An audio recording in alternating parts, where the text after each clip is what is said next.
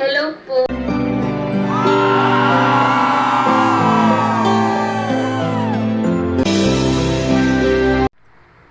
So, ayan. Welcome po sa aking YouTube channel, Randy Channel. Pag-subscribe, like, and share, and comment dito sa aking video upload, okay? Hayaan nyo muna batiin ko kayo ng magandang umaga, magandang tanghali, magandang gabi sa inyo lahat. Sana po nasa mabuti kayong kalagayan at malayo sa karamdaman. Lalong-lalo yung mga OFW natin dyan sa abroad. Basta po kayo dyan. Mga kababayan kong buhay na bayani ng ating bansang Pilipinas. Okay? Sana po nasa mabuti kayong kalagayan at malayo sa karamdaman. So, tuloy tayo. Ayun. May napanood akong upload video sa live ni Bonso Midit na yun nga ayon sa kanya doon sa napad kong video upload na yun ay may mga tao talagang hindi kontento sa sarili niya, hindi kontento sa buhay niya. Diba? Tama naman yun eh. May mga tao talagang ganun na hindi kontento sa buhay niya, hindi kontento sa sarili niya. Kaya kung ano nakikita niya sa iba, ay kung ano-anong paninira ang ginagawa ng tao na to sa kapwa niya. Diba? Kasi hindi nga siya kontento sa sarili niya. Hindi siya kontento sa buhay niya. Kung anong meron siya, hindi siya kontento. Ito naman sa akin dyan, kapag viewers. Ang totoo niyan, dapat makontento tayo kung anong meron tayo. Makontento tayo kung ano nandyan, pagtsagaan. Iyan lang nandyan eh, di ba? Wala tayo maghanap ng Hello iba. po. Dapat ganun, di ba? Kasi yung ginagawa nilang paninira kay Midit, kay Bonso Midit, yung ginagawa nilang paninira, hindi sila nakukontento sa sarili nila eh. Hindi sila nakukontento bilang isang tao na mahilig manira at mamintas ng kapwa. What? Diba? May mga napanood ko doon, may mga ko doon sa napanood kong video na upload ni Midit, pinapakita lamang niya na siya ay okay. Pinapakita lamang siya na wala siyang sasagasaang tao. Pinapakita lamang niya na tapat siya sa sarili niya. Tapat siya sa kapwa. At yun naman talaga ang dapat, di ba, kapwa viewers? Kung ano-anong mga pamiminta sa ginagawa nila kay Midit, pero ayon kay Midit, tanggap niya lahat yun. Yung pamiminta sa ginagawa nila kay Midit. Tanggap niya lahat yun. Dahil, sabi nga niya, nobody's perfect. Diba? Nobody's perfect. Totoo naman talaga yan eh. Wala namang perfecto eh. Lahat naman tayo may kapintasan eh. Ba't ka mamimintas ang kapwa mo? Kung ikaw mismo sa sarili mo, may kapintasan ka rin. Mga personal na yung mga sinasabi na ganun na pamimintas puro kay Midit, paninira. Mga personal na yun eh. Kaya masabi ko lang, kung naiinggit sila kay Midit, digayahin nila si Midit na na gumagawa ng tama para sa kapwa. Gayahin nila yun.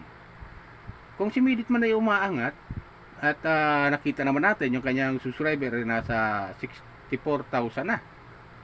Tama ba ako? 64,000 yung kanyang subscriber.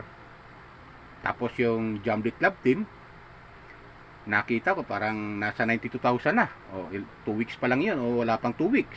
O di ba? So makikita natin na talagang umaangat si Midit. Kaya pilit nilang gustong hilain pababa. Hatakin sa baba. Kaya kung ano-anong pambabalahura ang ginagawa nila kay Bonso Midit. Pero hindi yan nakaka-apekto. Mas lalong minamahal si Midit ng mga supporter niya, mga viewers niya, mga tagahanga niya. Mas lalo siyang minamahal. Kaya, tuloy lang tayo kapwa viewers sa pagsuporta kay Midit. Kung siya may sinisiraan, kung ano-anong paninirang ginagawa sa kanya, huwag tayong padadala doon sa mga taong naninira sa kanya na gusto siyang hatakin pababa. Kasi may mga tao talaga hindi kontento.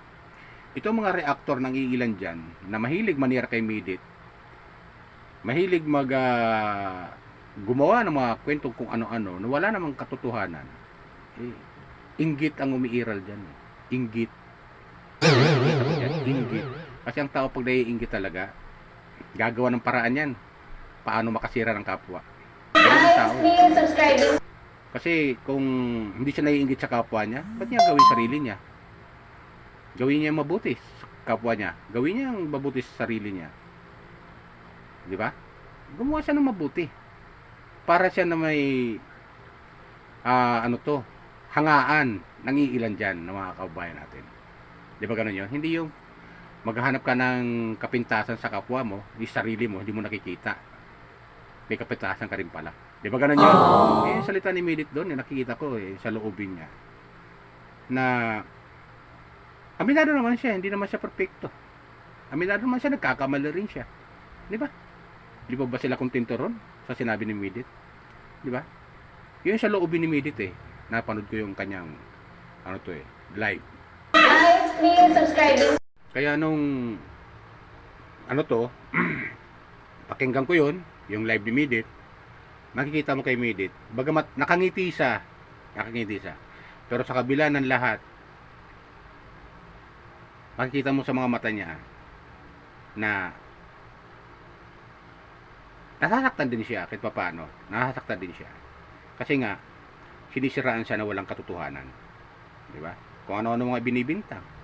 Tulad ng mga 300. Hindi talaga mawala sa akin yung 367,000 na yan Hindi talaga mawala sa akin na kung anong paninira ginagawa.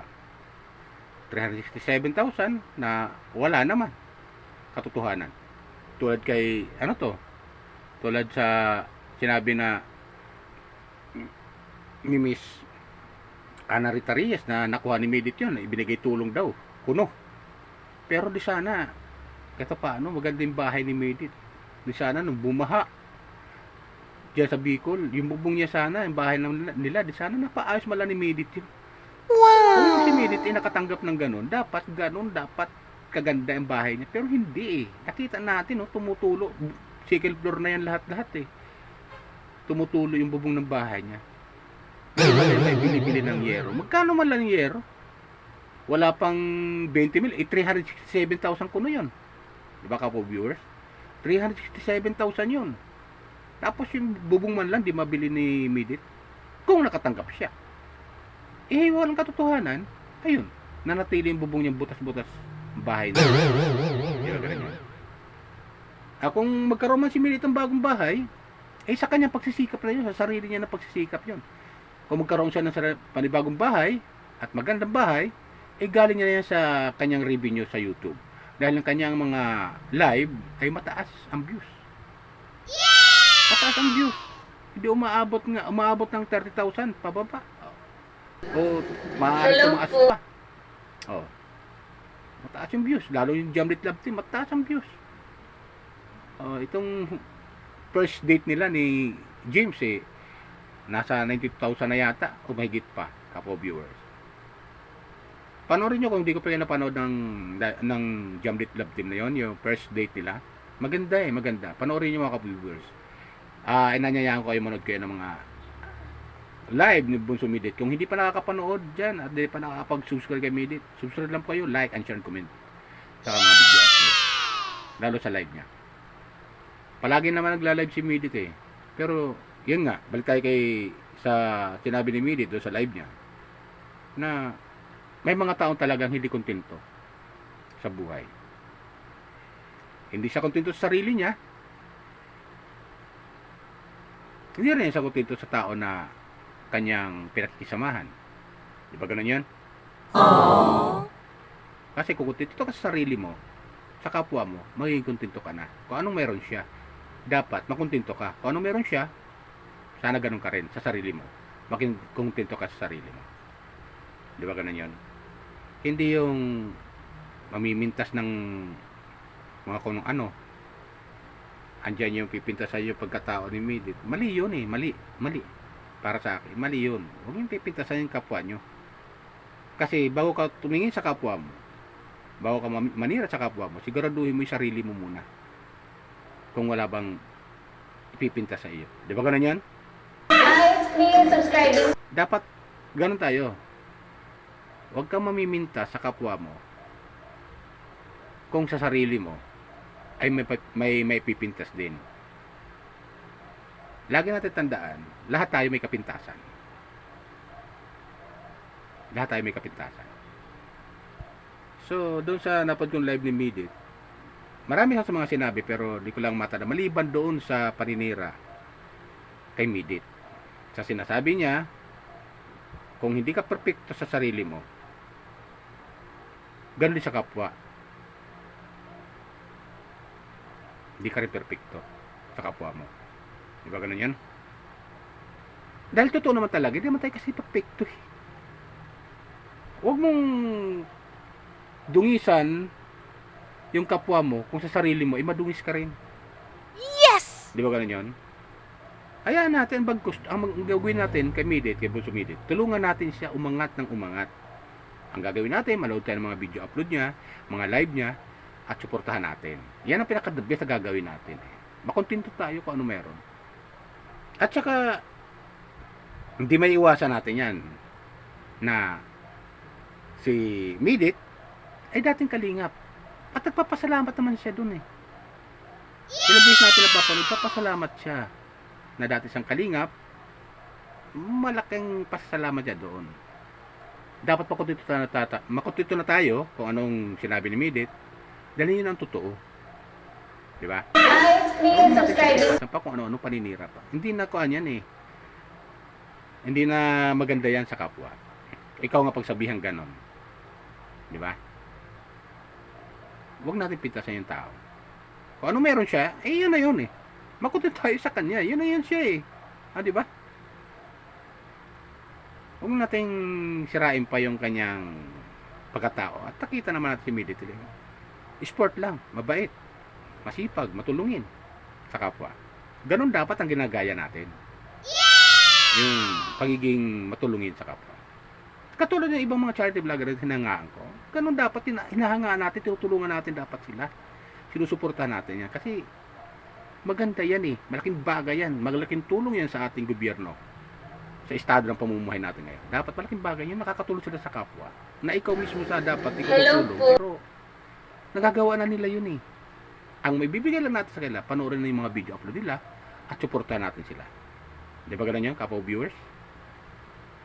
So, yan lang po mga kapwa viewers. Mga hinangaan ko mga charity vlogger. Welcome po kayo mga viewers ng Pugong Biyahero. Welcome po kayo. Pugong ng Daddy Frankie. Welcome po kayo. Kalingap Rab. Mga viewers ng Kalingap Rab. Mga viewers ni Kuya Bal. Mga viewers ni Roy Malalag. Viewers ni Kalingap Dan.